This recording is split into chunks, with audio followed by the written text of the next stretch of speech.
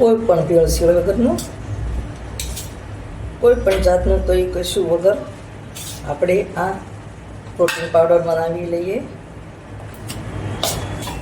તો કેટલો આપણને સસ્તો પડે.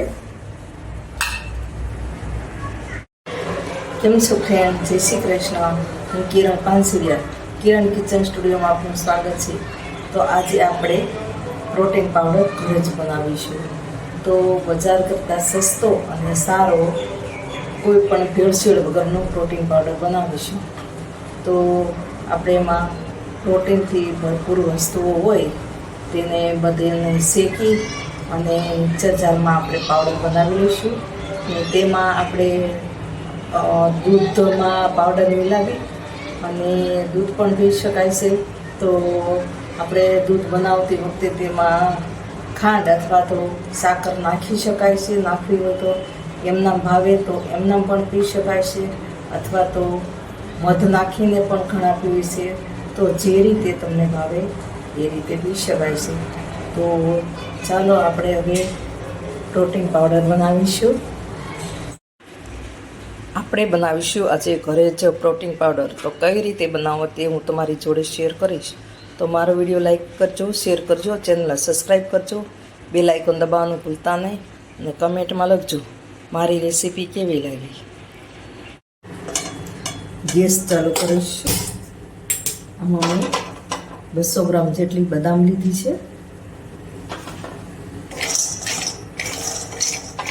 આપણે શેકી લઈશું.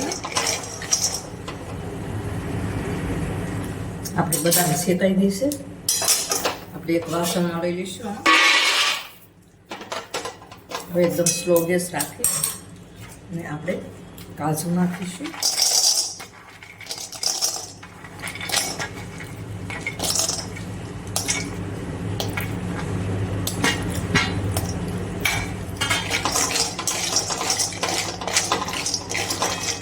કાજુ થોડા ગરમ થાય એટલે આપણે પિસ્તા નાખીશું.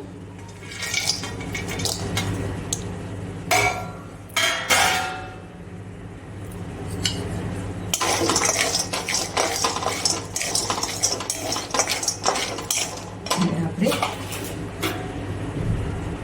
અખરોટ નાખીશું.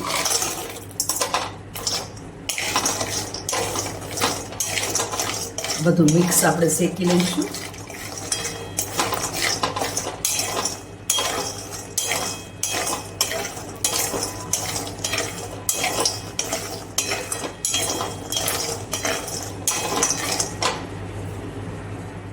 હવે આપણે એમાં મખાના નાખીશું.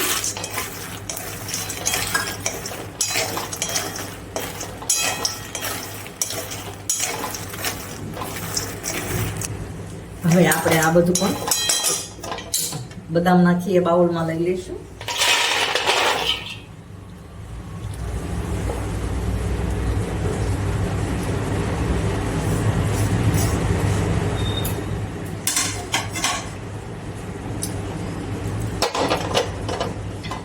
હવે આપણે એમાં ઓટ્સ શેકીશું એકદમ સ્લો ગેસ રાખી.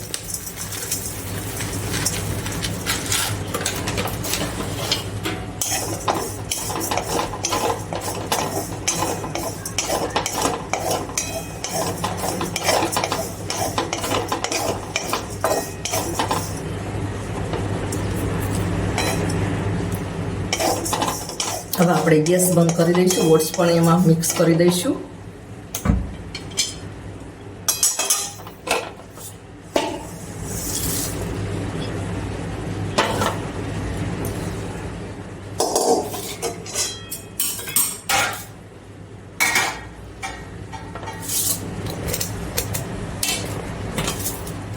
હવે આપણે બધું મિક્સ કરી લઈશું. અને આપણે ચણા તો ઓલરેડી શેકેલા જ છે, તો આપણે ચણા પણ મિક્સ કરી દઈશું.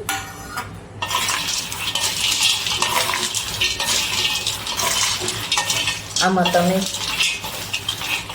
પમ્પકિન અને સૂરજમુખીના બીજ અને વોટરમેલનના બીજ પણ નાખી શકો છો.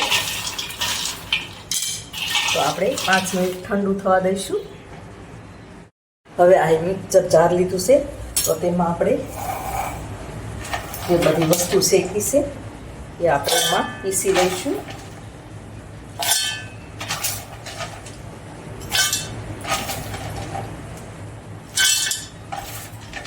આ રીતે ભરી અને એમાં આપણે થોડી ખાંડ નાખીશું, એટલે આપણો કાજુ બદામ એનું આપણું તેલ બહાર ન આવે. તો હવે આપણે મિક્સરમાં પીસી લઈએ.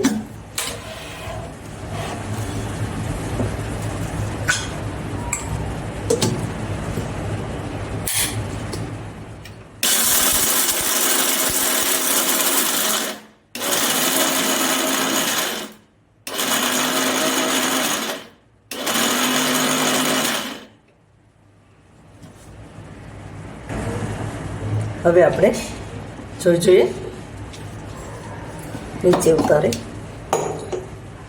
ખોલી તો આપણો પાવડર સરસ બની ગયો છે. તો આપણે હવે એક બાઉલમાં કાઢી લઈશું. આ રીતે આપણે બધો જ પીસી લઈશું.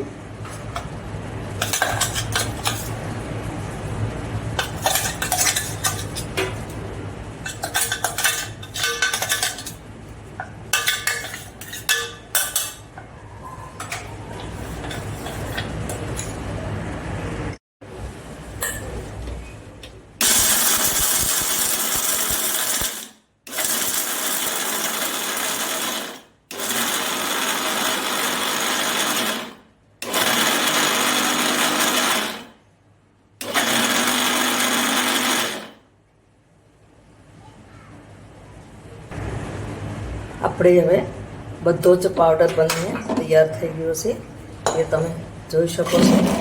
તો આ રીતે આપણે ઘરે જ ઓછા ખર્ચામાં અને વધારે પાવડર બનીને તૈયાર થઈ ગયો છે. તો આ તમે જોઈ શકો છો.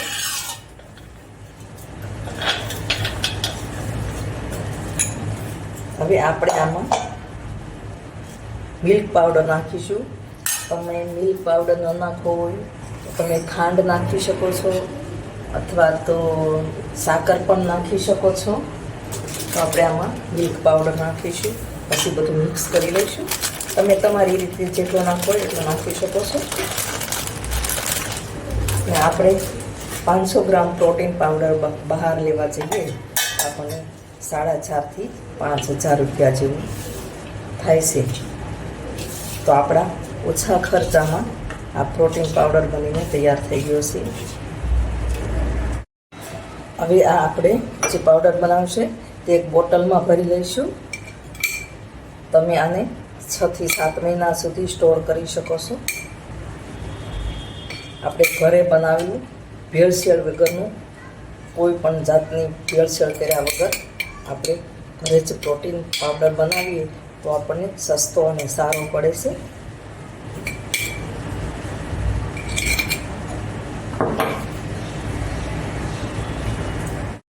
દૂધ ગરમ મૂક્યું છે, એમાં 2 ચમચી જેટલો પ્રોટીન પાવડર નાખીશું.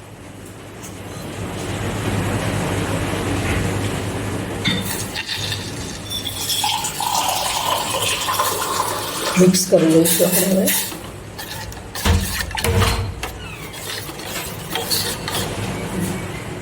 હવે આપણે ગેસ બંધ કરી દઈશું. હવે આપણે સર્વ કરીશું.